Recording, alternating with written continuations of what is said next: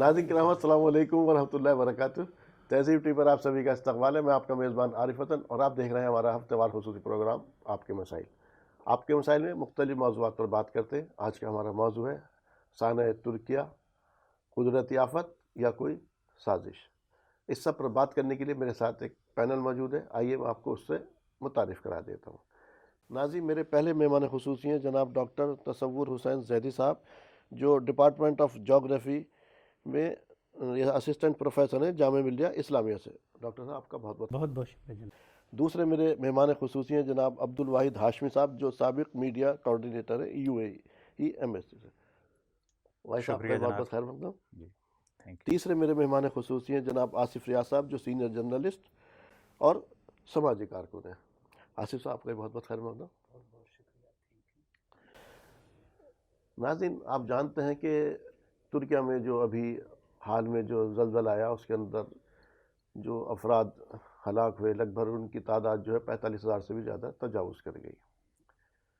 इसके बारे में जो ख्याल है, कुछ लोगों का तो ख्याल ये है कि ये कुदरती आफत थी, लेकिन कहीं ना कहीं कुछ लोगों ने, हमने सोशल मीडिया पर भी देखा, इस तरह की कुछ खदशा जाहिर किया जा रहा था कि कहीं कोई ये इंसानी साजिश तो नहीं थी, क्योंकि इस वक्त इंसान ने जो तरक्की की है टेक्नोलॉजी के अंदर, यकीनी तौर पर उसका कोई सानी नहीं है। क्या वाकई इंसान ने इतनी टेक्नोलॉजी इख्तियार कर ली या ईजाद कर ली, या इंसान ने मौसम पर काबू पा लिया कि वो मौसम के अंदर कुछ रद्द बदल कर सकता है? कहीं पर अगर बारिश नहीं है तो वहाँ पर वो बारिश कर सकता है, कहीं पर खेत की ज़रूरत है तो खेती उगा सकता है, या किसी जगह पर अगर सर्दी है वहाँ पर गर्मी कर सकता है? क्या इंसान ने वाकई इस तरह से कुछ काबू पा लिया है? क्योंकि अभी हमने हाल में भी देखा कि लास्ट ईयर हमने देखा था कि जहाँ UAE के अंदर, ख़ास तौर से अंदर दुबई में जो देखा, उसके अंदर जुलाई के अंदर मौसम जो है वो खुश्क रहता, लेकिन वहाँ पर उस वक्त हमने देखा कि बाढ़ आ गई। और बाढ़ भी, और एक जगह तो ऐसा हुआ था, एक खित्ते में तो इतना पानी पड़ गया कि जहाँ पूरे साल में इतनी बारिश नहीं होती थी। फिर इसी उसमें हमने इंग्लैंड के अंदर देखा कि टेम्परेचर किस कदर हीटअप कर गया था। तो ये कुदरती आफात तो है, जो है इंसान जो खेल रहा है मौसम के साथ, या जंगलों के साथ जो कटाई वगैरह हो रही है उसके असरात हैं। इस जो कुदरती आफत को हमने खुद दावत दी है, या कोई इंसानी साजिश है? क्योंकि इंसानी साजिश भी, इसके अंदर लोग जो खदशा जाहिर करते हैं उनकी बात भी अपनी जगह सही है, क्योंकि इस तरह से हमने देखा, जिस तरह से लोग अमेरिका के ऊपर शक करते हैं, शक व शुबात करते हैं।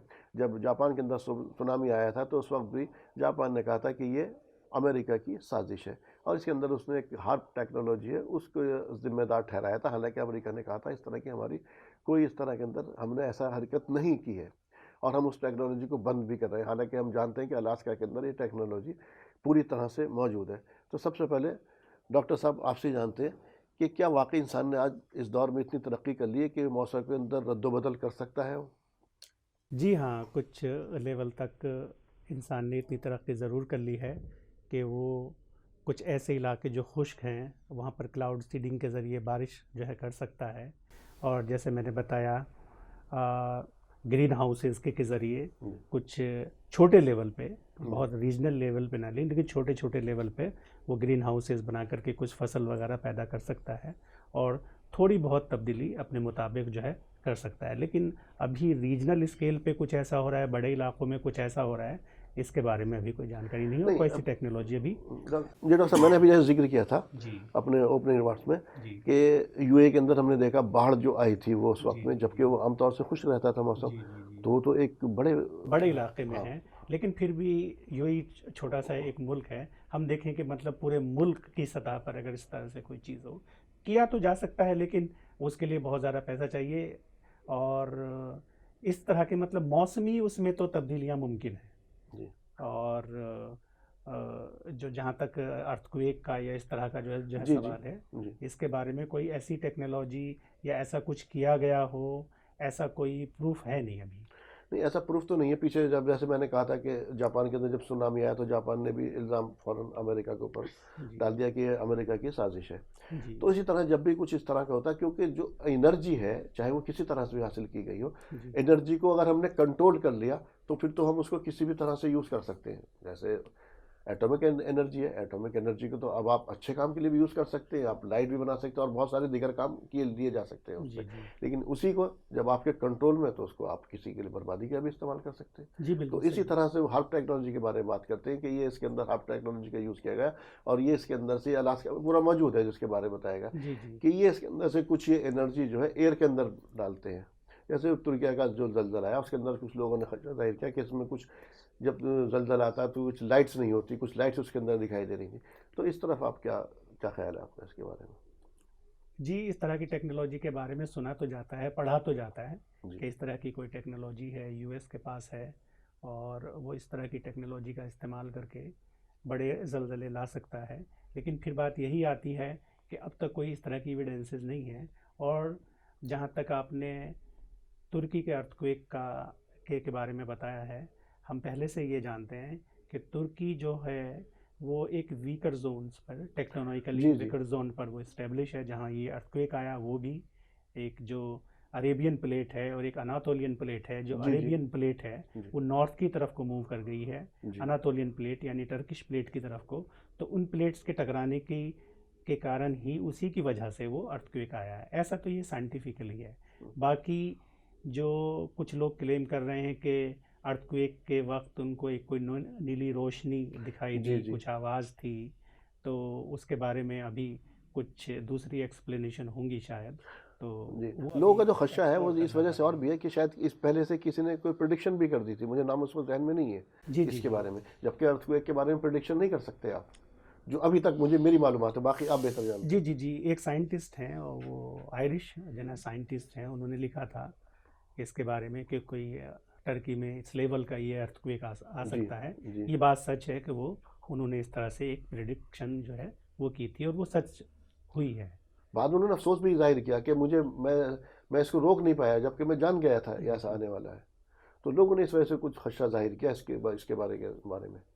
जी जी जी जी ये न सच है। इस तरह से उन्होंने पहले लिख दिया था कि इंडिया में या सॉरी जन टर्की में इस लेवल का रिक्टर स्केल पे जो भी उन्होंने बताया हो वहाँ पर अर्थक्वेक आने वाला है और वो आया। जी और उन्होंने अफसोस जाहिर किया, ये बात भी सही है।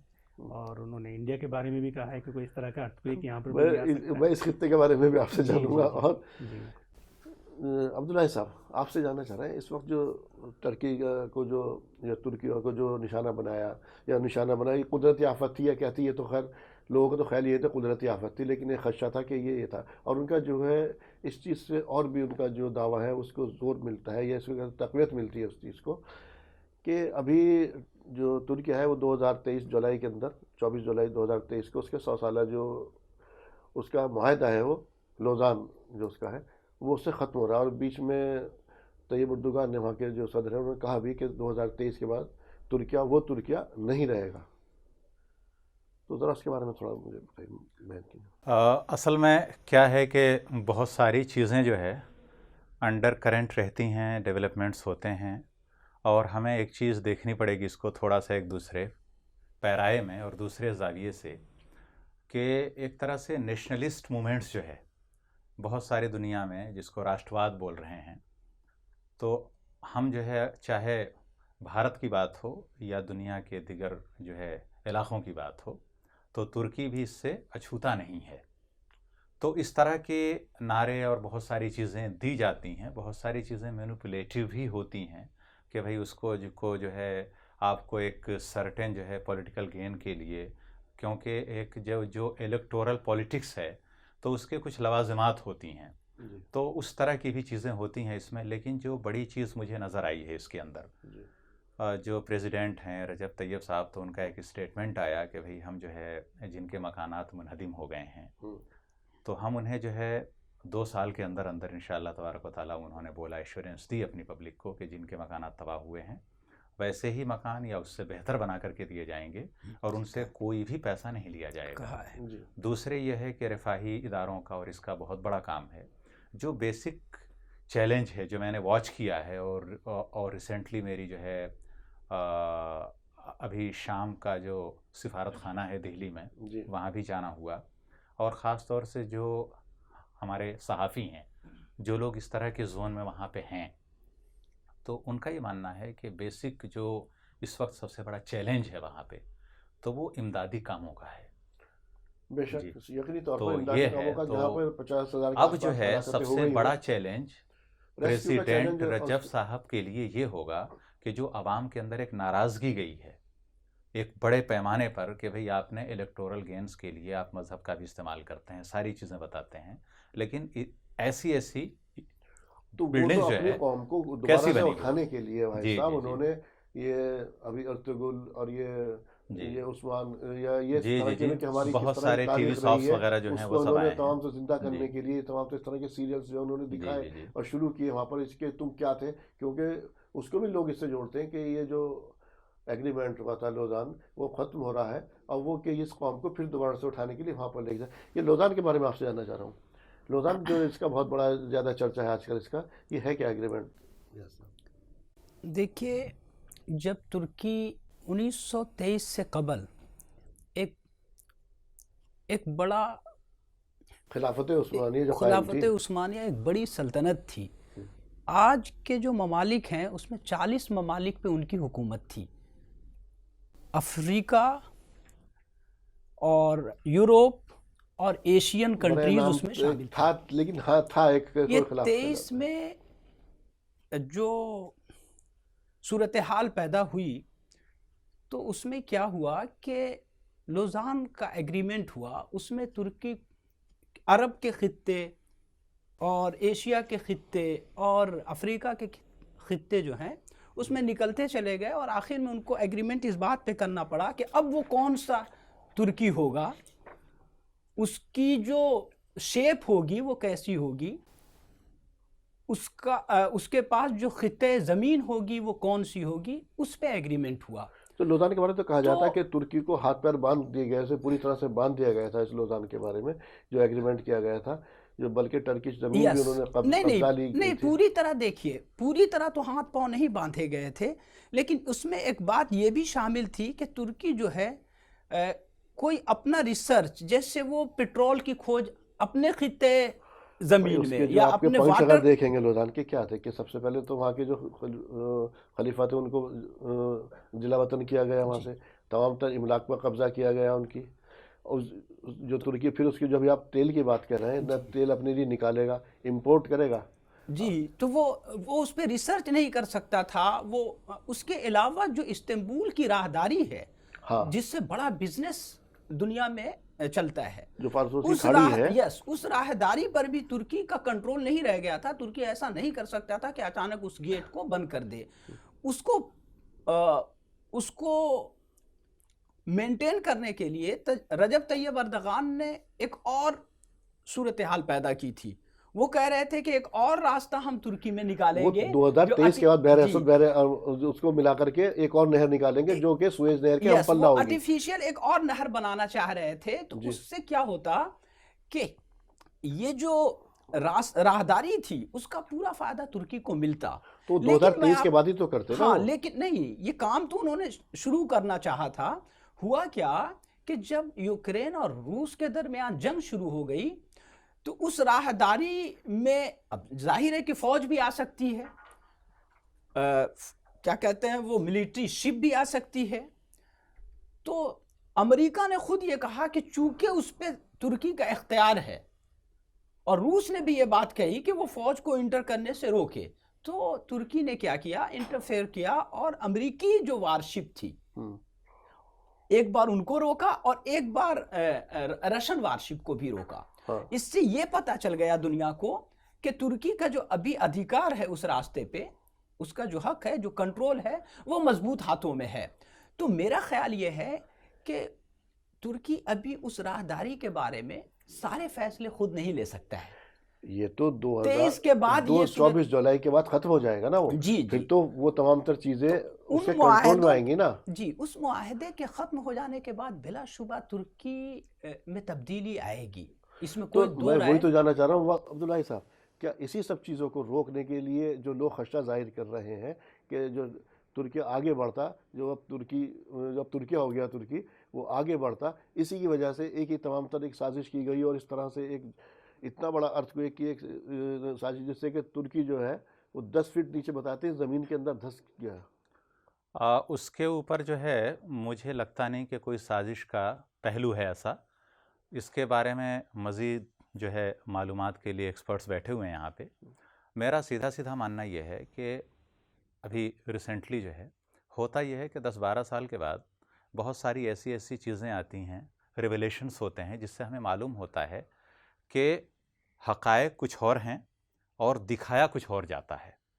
मैं एक मामूली मिसाल दूंगा। आप जिस एग्रीमेंट के बारे में बोल रहे हैं कि 2023 के बाद वो सारी सैंक्शंस हट जाती और टर्की जो है एक सुपर पावर बन के उभरता, यमन के अंदर जो कन्फ्लिक्ट चल रहा है बिल्कुल रिलेशन है क्लोज। अगर हम देखें उसको क्यों हुआ है शुरू, जो ये आर्म्ड फोर्सेस हैं जीसीसी की mostly led by Saudi Arabia, इनका जो इन्वेशन हुआ है यमन पे किस लिए हुआ है, यमन के बारे में कुछ इस तरह की भी रिपोर्ट्स थीं और इवन इंडिया के जो स्ट्रेटजिक माहिरीन हैं उनकी भी रिपोर्ट्स थी कि फ्रांस के साथ यमन जो है बहुत ही क्लोज़र था कि वो कोई ऐसा एग्रीमेंट साइन कर लेता जो ऑयल एक्सप्लोरेशन के लिए काम आता। तो अगर वहाँ भी तेल निकल जाता तो फिर ये सऊदी की और जो दूसरी मोनोपोली है उसका क्या होता। तो एग्रीमेंट जो है दिखाने के लिए कुछ होते हैं, दर हकीकत होता कुछ और है। अभी आप देखिए कि यूनान के उस पे गैस के ज़खायर की बात टर्की ने की। रिसेंटली अभी कुछ महीने पहले की बात है, शायद लास्ट ईयर की, टर्की ने फ्रांस को भी वार्निंग दी कि अगर तुमने अपने जो है फाइटर्स वगैरह लगाए यूनान के उस पर तो मैं भी यहाँ पे आ रहा हूँ। इन्होंने अपनी नेवी भेजी थी। तो ये एक जो है एक ग्लोबल कॉन्फ्लिक्ट का ये पार्ट है और ये कॉन्टिन्यूएशन में चीज़ें रहती हैं, लेकिन अर्थक्वेक का इससे लेना देना बिल्कुल नहीं है। मैं ये नहीं कह रहा उससे लेना देना है, मैं कह रहा हूँ खलीज की जो ममालिक हैं जिस तरह से हैं ये सब चीज़ें, तो उस खित्ते को तो पिछले हम देख रहे हैं 30 साल से 40 साल से डिस्टर्ब ही रखे हुए हैं। तो अगर एक कंट्री, ये तो था औरों के मुकाबले जो तुर्किया है वो आगे तो बढ़ ही रहा था और इसके बाद बहुत सारी चीज़ें खुलती, जैसे राहदारी की बात हुई और ये टैक्स भी वसूलने लगता, तेल भी अपने यहाँ से, उसके पास तेल है वो भी निकाल नहीं सकता। अभी भी वो उसकी तो यहाँ तक पाबंदी थी कि वो अपने इस्तेमाल के लिए बाहर इंपोर्ट करेगा, एक्सपोर्ट नहीं कर सकता।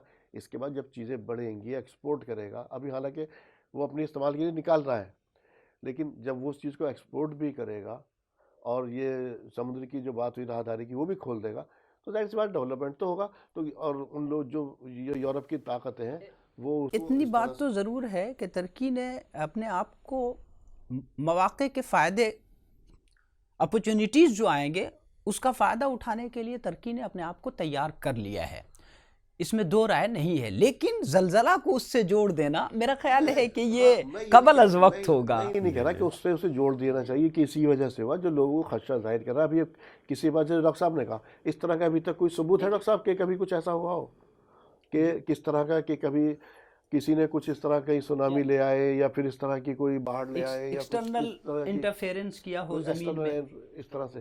जी नहीं, जहाँ तक मैं तो ख़ास मैं जो बात कर रहा हूँ ख़ास अर्थक्वेक को वजह लेकर के। देखिए बाढ़ लाना आसान है, जैसे कि एक चाइना डैम बना रहा है, ठीक है, अगर खुदा ना खास्ता किस दिन वो पानी छोड़ दे तो हिंदुस्तान में बाढ़ आ सकती है। हाँ बिल्कुल, बड़ी बाढ़ आ सकती है, तो वो तो पॉसिबल है। लेकिन अर्थक्वेक और इतने बड़े लेवल पे और इतनी इंटेंसिटी के साथ, इतने मैग्नीट्यूड के साथ, इतने बड़े एरिया में, तो इस तरह की कोई टेक्नोलॉजी इस लेवल पे ला दे वो अभी तक है नहीं कुछ।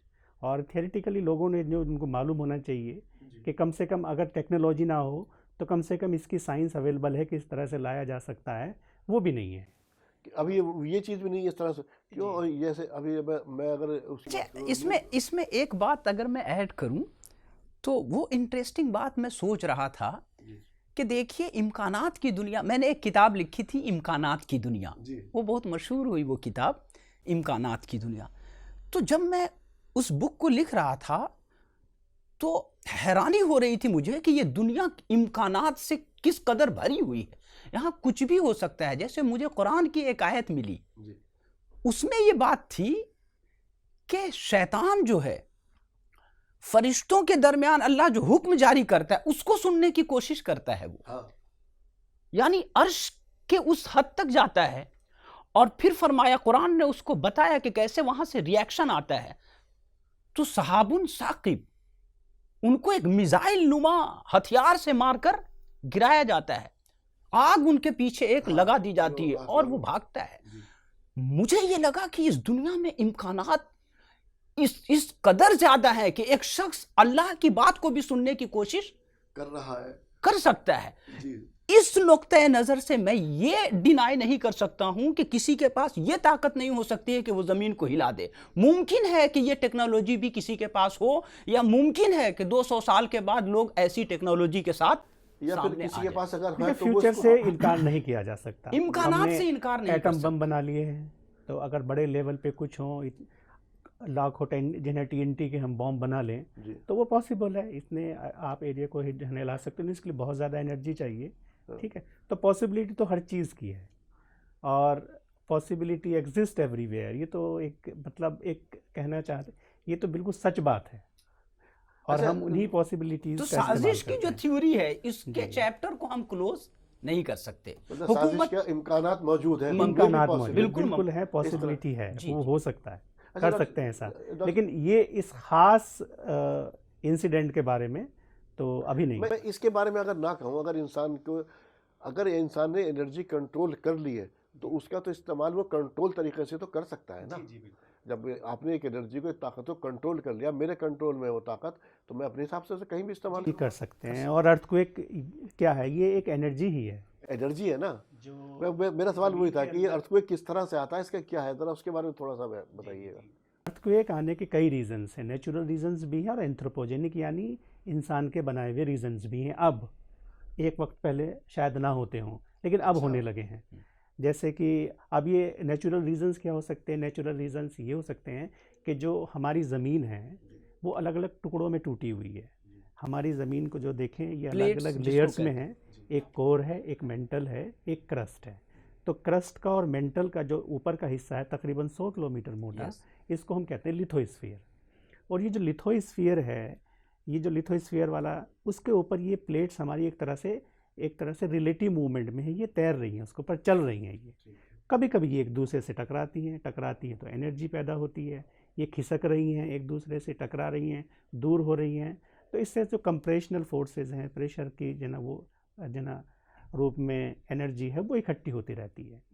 तो ये एनर्जी जो है वो वेव की शक्ल में कभी कभी रिलीज़ हो जाती है। तो ये टेक्टोनिक रीजन है। फिर आइसोस्टेटिक है, ये हमारी ज़मीन में कहीं वज़न ज़्यादा है, कहीं कम है, तो इस तरह से ये अपने आप को बैलेंस करने की कोशिश करती है। तो इसमें कुछ अर्थक्वेक की शक्ल में फिर एनर्जी रिलीज़ हो जाती है। और तीसरा ये है कि जो ज़मीन की, जो मैंने भी बताया लिथोस्फीयर, इसके नीचे टूट फूट होती रहती है। जो ज़मीन है वो अपने आप को टूट फूट होती रहती है और उससे अपने आप को ये एडजस्ट करती है। और जब अपने आप को वो एडजस्ट करती है तो उसमें कुछ एनर्जी रिलीज़ होती है और वही अर्थक्वेक बन जाता है। ये कुदरती तरीके ये कुदरती तरीके हैं। और इंसानी तरीके क्या हो सकते हैं, इंसान क्या कैसे वजह बन सकता है। ये देखिए, एक कोयना डैम बना महाराष्ट्र में, बहुत बड़ा डैम था। तो उससे क्या हो गया, इंसान ने इतना ज़्यादा पानी एक जगह पर इकट्ठा कर लिया, बिलियंस ऑफ लीटर्स वहाँ पे पानी इकट्ठा हो गया, तो उस पर ज़मीन पे वहाँ की बोझ बढ़ गया। ठीक है, अब ज़मीन का तो वो है कि वो अपने आप को बैलेंस करती है। तो 1967 में उसकी वजह से एक बहुत बड़ा अर्थक्वेक वहाँ पर आया। ठीक है, तो इस तरह से जैसे दिल्ली में हमारा कंस्ट्रक्शन चल रहा है, बिल्डिंगें बन रही हैं, यहाँ पर इतना मटेरियल, सीमेंट, ईंट, पत्थर यहाँ पर लाए जा रहे हैं। तो यहाँ पर भी एक आइसोस्टेटिक जो है चेंजेस हो रहे हैं, प्लेट्स में चेंजेस हो रहे हैं। और छोटे छोटे आप देखते हैं, यहाँ पे सुनते रहते होंगे, न्यूज़पेपर में महसूस भी कर रहे होंगे कि जो लो इंटेंसिटी के अर्थक्वेक जो है वो यहाँ पर आते रहते हैं। अच्छा, अभी दिल्ली की आपने बात की, यहाँ पे हम दिल्ली में बैठे हुए हैं और इसमें यकीनी तौर पर हम 15 दिन, महीना भर में ये बहुत लो इंटेंसिटी के अर्थक्वेक देखते रहते हैं। क्या कोई बड़ा इस तरह का लोग ने इसके बारे में कोई प्रेडिक्शन करनी शुरू कर दी है कि अब इंडिया के अंदर भी इस तरह की कोई चीज़ हो सकती है?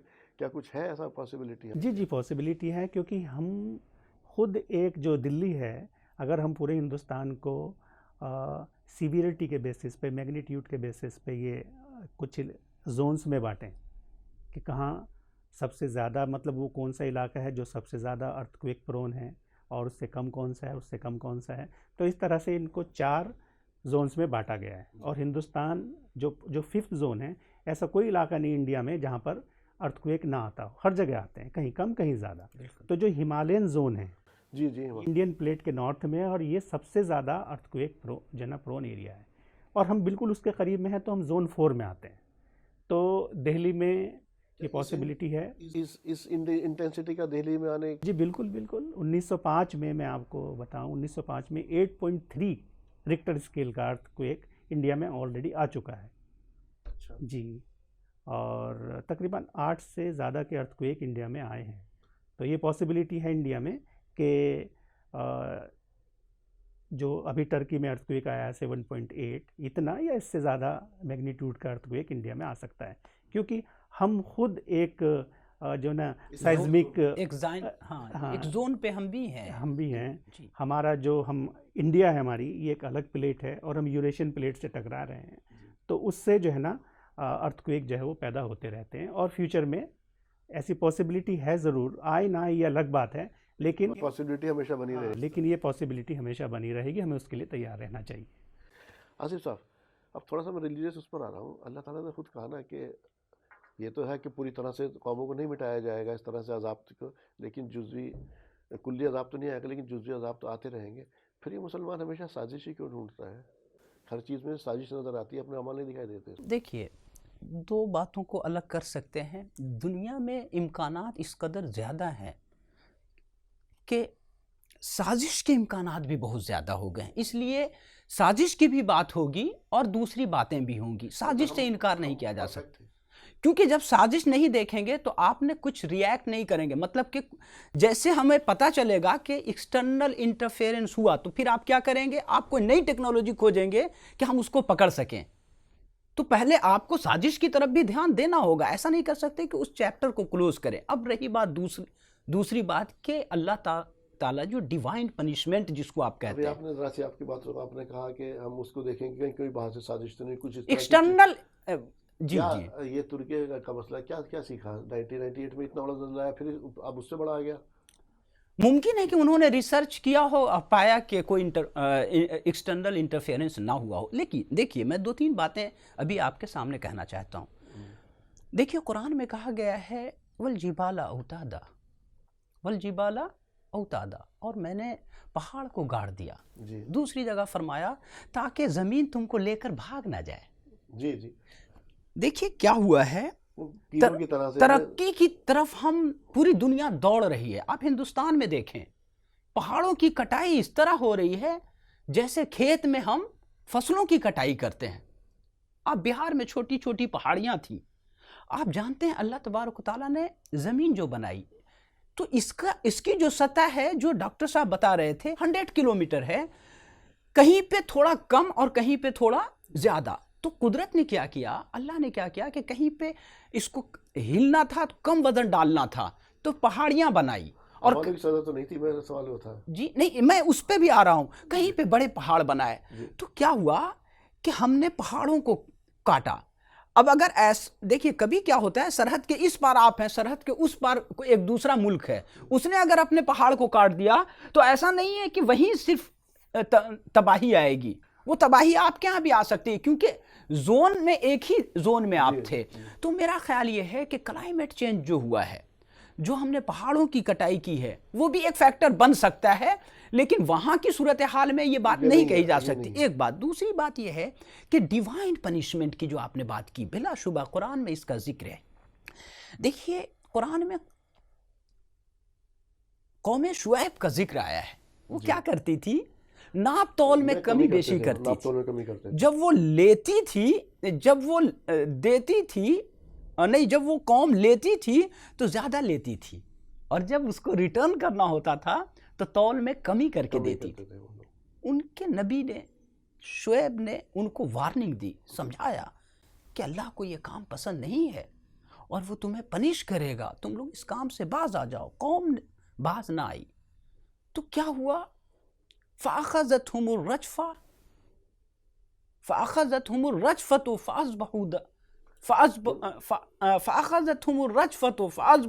फ़ी दारिहिम जासिमीन। कुरान ने कहा कि फ़अख़ज़तहुमुर रजफ़तु, तो उनको एक ज़लज़ले ने आके पकड़ लिया। ज़लज़ले ने आकर के पकड़ लिया। जी। फ़अख़ज़तहुमुर रजफ़तु फ़अस्बहू फ़ी दारिहिम जासिमीन, और वो पूरे हिलाक होकर के रह गए, सब हलाक हो गए। एक दूसरा वाक़या मैं आपको बताऊं, कारून के बारे में। अल्लाह ने उसे बहुत ज्यादा दौलत दी थी, से नवाजा था, बहुत ज्यादा रिसोर्सेज उसके पास थे। तो नबी ने कहा कि कारून, अल्लाह ने तुम्हें बड़ा आदमी बनाया है, तू अल्लाह से डर और अल्लाह का शुक्र अदा कर, बी ग्रेटफुल टू गॉड। कि अल्लाह का तेरे ऊपर ज्यादा एहसान हुआ है। तो जिस बंदे खुदा पे एहसान ज्यादा हो उसे चाहिए कि वो शुक्र भी ज्यादा करे, उसे चाहिए कि रिस्पॉन्सिबिलिटी भी ज्यादा ले। तो उसने शुक्र, उसने क्या कहा, ये मेरे हाथों की कमाई है, ये मेरे हुनर की कमाई है, ये मेरी मेहनत की कमाई है। जो अडानी बोल रहे थे 3 दिन पहले, मेहनत मेहनत मेहनत, तो उसने भी यही बात कही, मेरी ताकत की कमाई है, मेरी हिकमत की कमाई है, मेरे इल्म की कमाई है। तो क्या हुआ, अल्लाह ने कहा कि हमने उनको पकड़ा और जमीन में धंसा दिया। तो देखिए, अगर हमारे समाज में, अच्छा एक और बात आपको कहूं, बुराई से मेरा इल्म जो बताता है जी, बुराई से अल्लाह का अजाब नहीं आता, बुराई से अल्लाह का अज़ाब नहीं आता। मतलब क्या कहना चाहते हैं? मैं बहुत गहरी बात कहना चाहता हूं जो लोग समझ नहीं पाते हैं।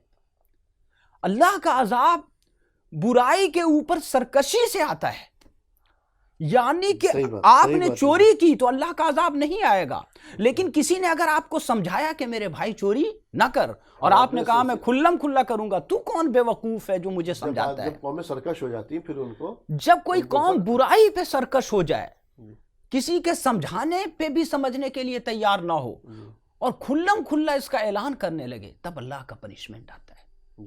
भाई साहब कुछ कहना तो मैं ये कहता हूं कि अगर आपसे बुराई हो रही है, कौम उम्मा से मैं ये कहना चाहता हूं, कौम मुस्लिम से पर्टिकुलरली, मैं यूं तो मैं एड्रेस पूरी कौम को कर रहा हूं, पूरे हिंदुस्तान को कर रहा हूं, लेकिन खासकर मुसलमानों से कह रहा हूं कि अगर आपके समाज में बुराई है, आप अगर नाप तौल में गड़बड़ी करते हैं, अगर आप मामलात में झूठ बोलते हैं, अगर आप धोखा और फरेब से काम लेते हैं, आप तौबा करें, अल्लाह आपको माफ़ करेगा। लेकिन अगर आपने सरकशी कर ली, उसको ट्रेडिशन बना लिया, उसको चालाकी का सबब समझ लिया, तो ज़रूर अल्लाह का अजाब आएगा और वो होकर रहेगा। तो हमारी तो कोशिश यही है ना कि एक हिस्से में साजिश से साबित हो जाए कि साजिश है, अल्लाह ताला की तरफ से नहीं था।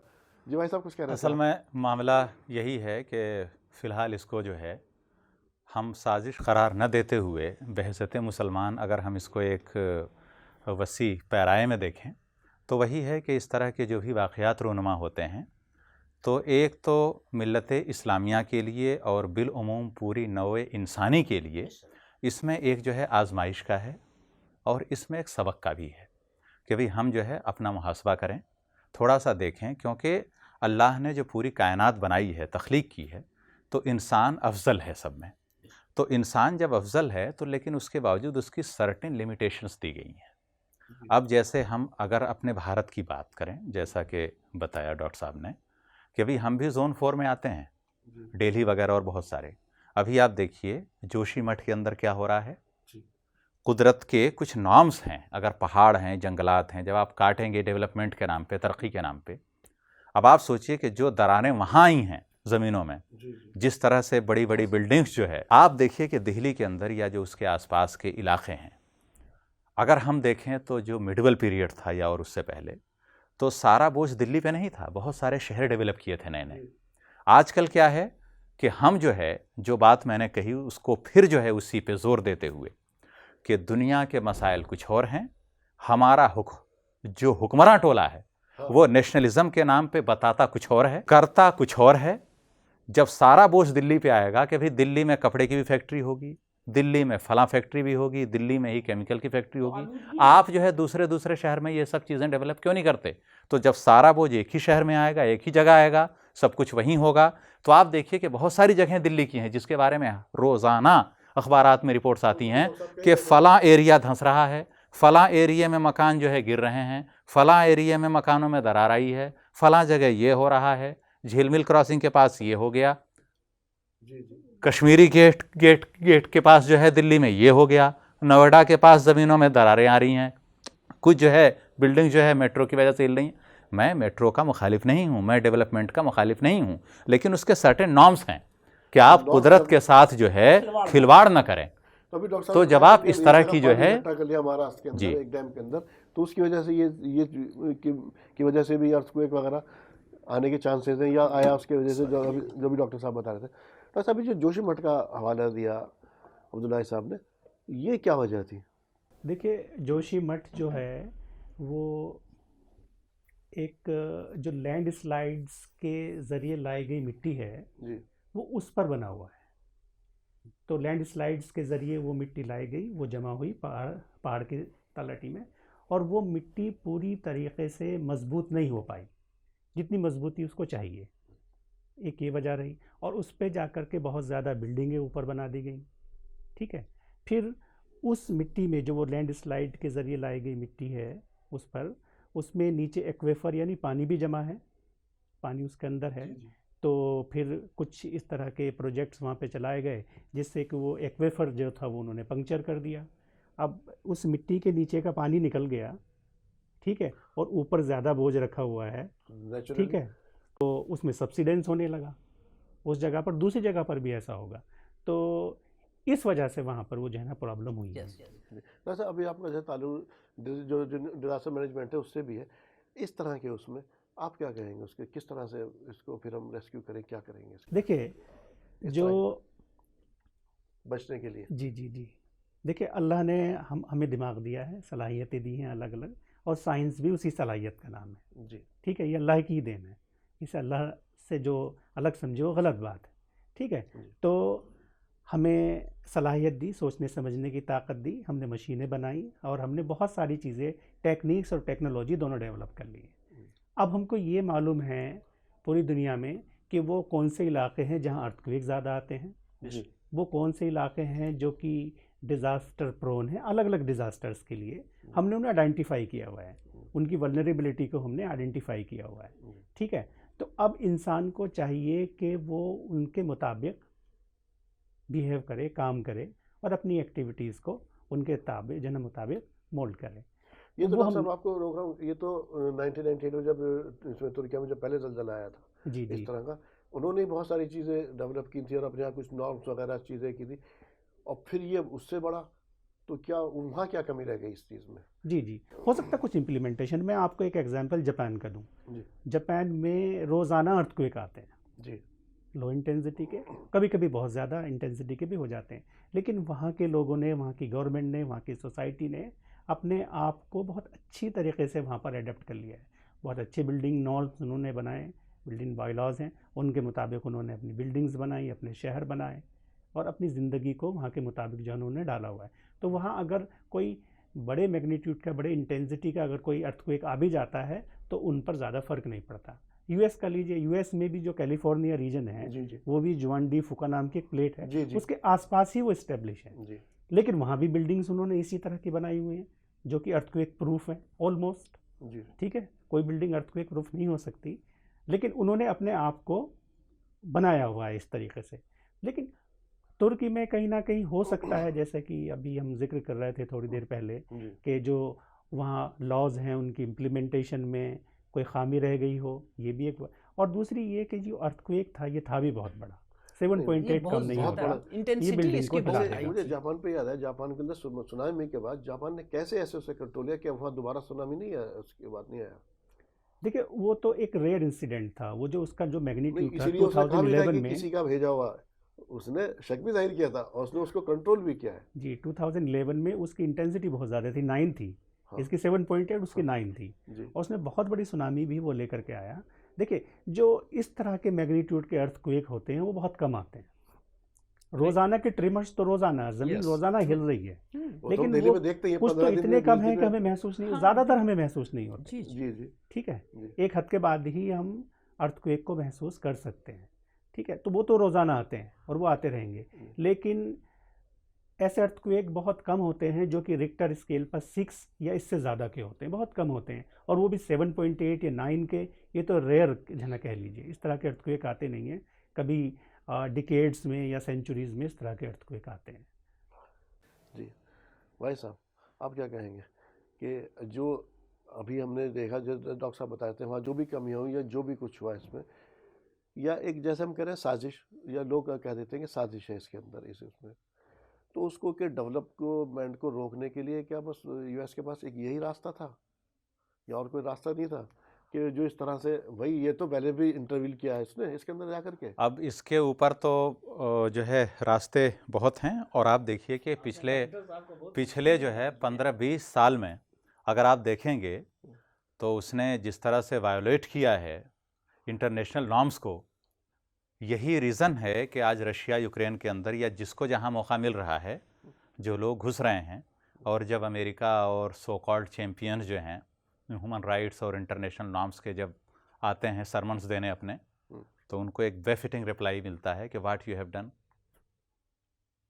तो इसके अंदर यह है कि गरेबान में तो झांकना है, सबको झांकना है अपने गरेबान में, लेकिन सवाल फिर वहीं आता है कि जो मैन मेड डिज़ास्टर्स नहीं हैं, अर्थक्वेक है, ज़लज़ला, सैलाब वगैरह है, तो कुदरती आफात से निमटने के लिए उसका जो है लाहे अमल क्या होना चाहिए? तो इसका लाहे अमल वही है, हम मुसलमान हैं, हमारे लिए मिसाली चीज़ क्या होगी?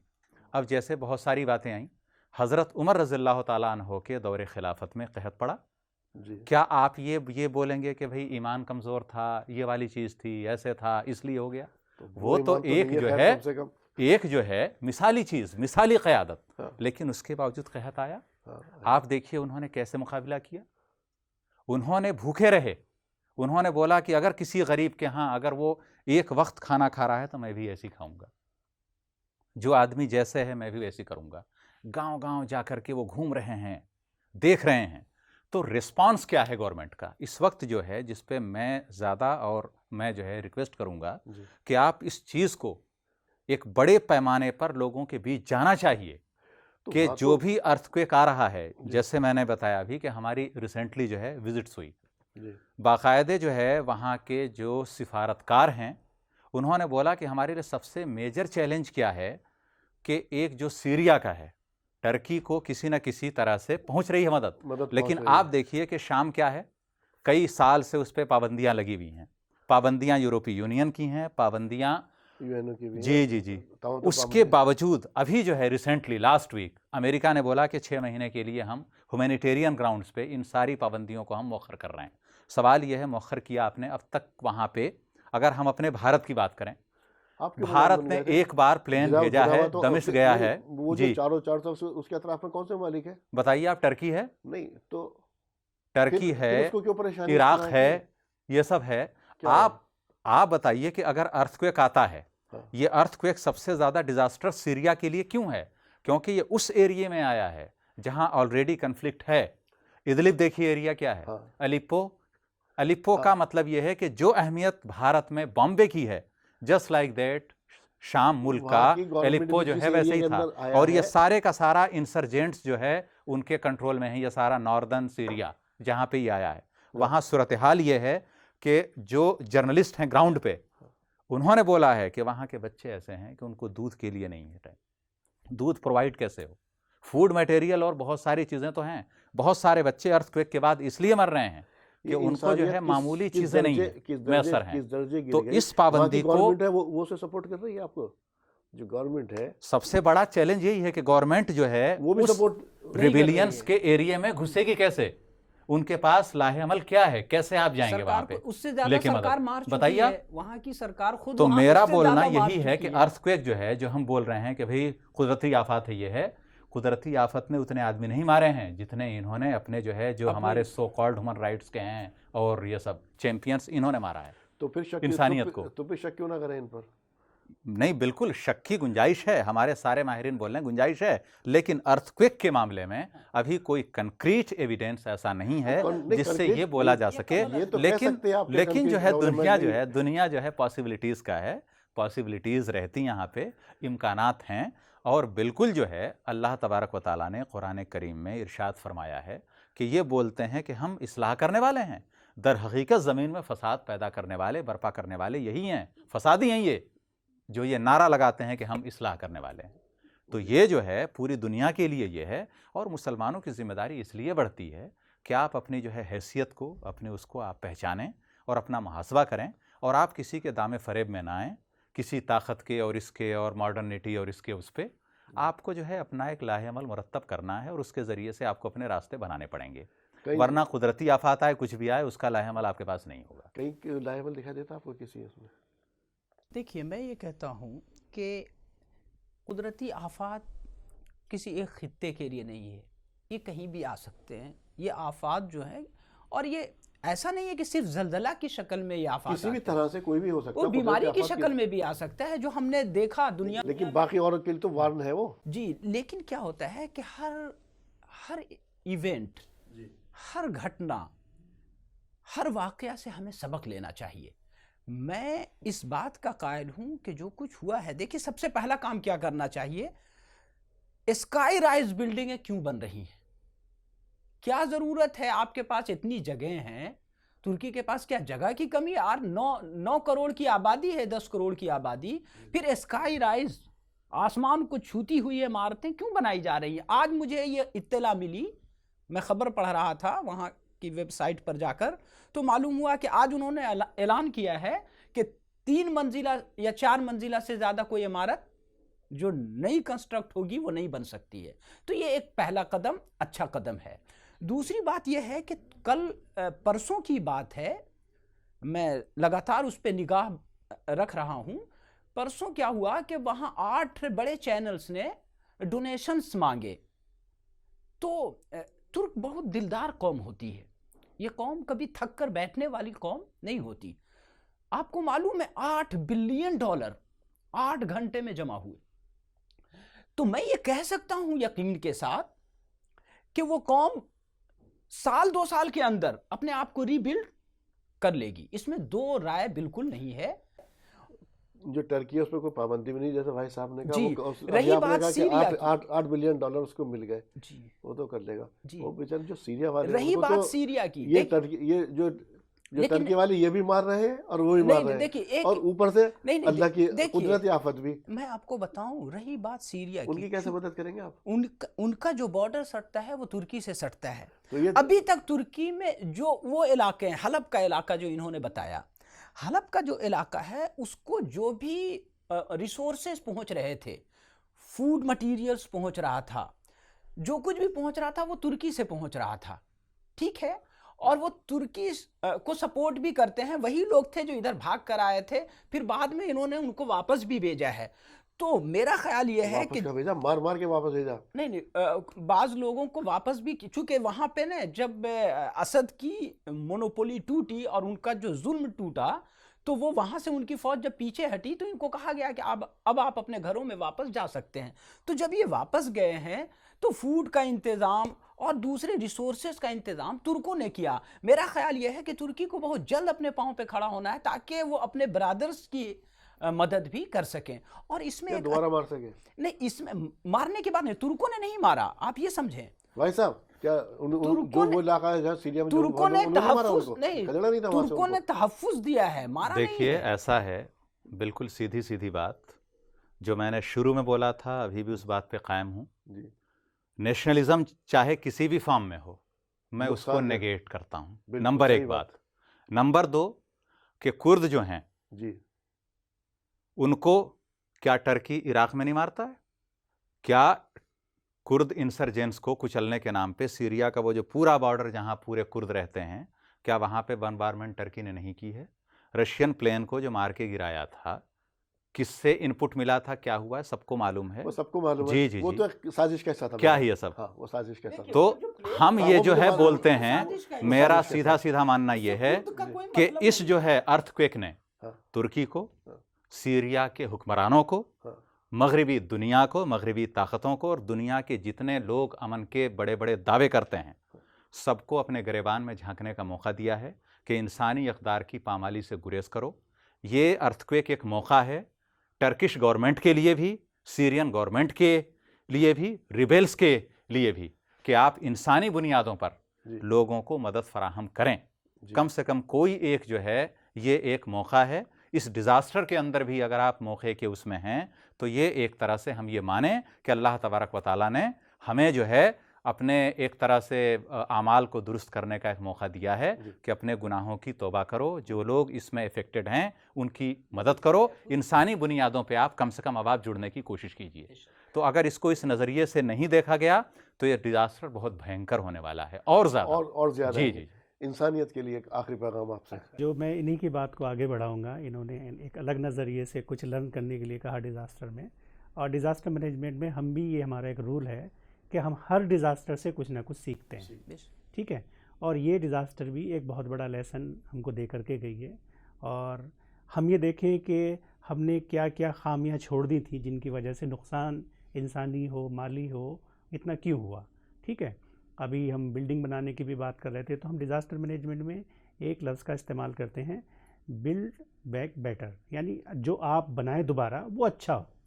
अगर मान लिया कि कोई बिल्डिंग अभी के डिज़ास्टर से टूट गई, वो उसकी जद में आ गई, फिर हम वैसे ही बना दें, तो हम मतलब हम तो डिज़ास्टर सेकंड को डिसास्टर को दावत हज़ार्ड दे को रहे हैं। रिक्रिएट कर रहे हैं। हमें हाँ। रिक्रिएट नहीं करना, जी हमें लर्न करना है कि जो पहले किन वजह से हमारे पास ये डिज़ास्टर आई, अब हमें वो काम नहीं करने। बेशक। तो हम इससे लर्न करें, टर्की लर्न करें, सीरिया लर्न करें और दूसरे ममालिक भी लर्न करें और उसको इम्प्लीमेंट करें और सही से इम्प्लीमेंट करें।